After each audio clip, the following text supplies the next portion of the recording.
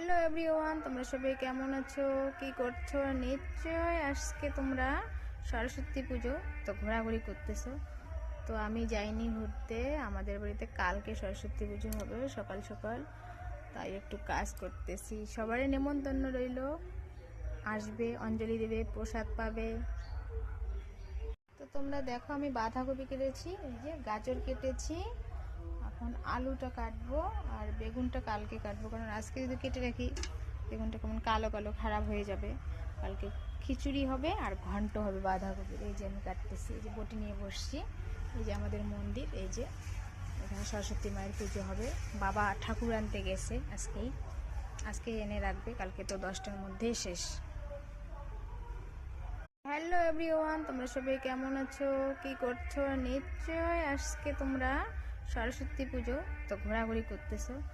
তো আমি যাইনি ঘুরতে, আমাদের বাড়িতে কালকে সরস্বতী পুজো হবে সকাল সকাল, তাই একটু কাজ করতেছি। সবারই নেমন্তন্ন রইল, আসবে, অঞ্জলি দেবে, প্রসাদ পাবে।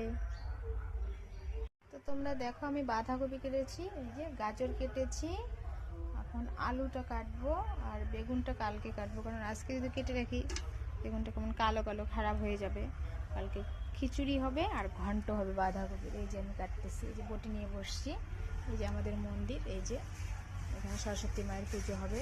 বাবা ঠাকুর আনতে গেছে, আজকে এনে রাখবে, কালকে তো 10টার মধ্যেই শেষ।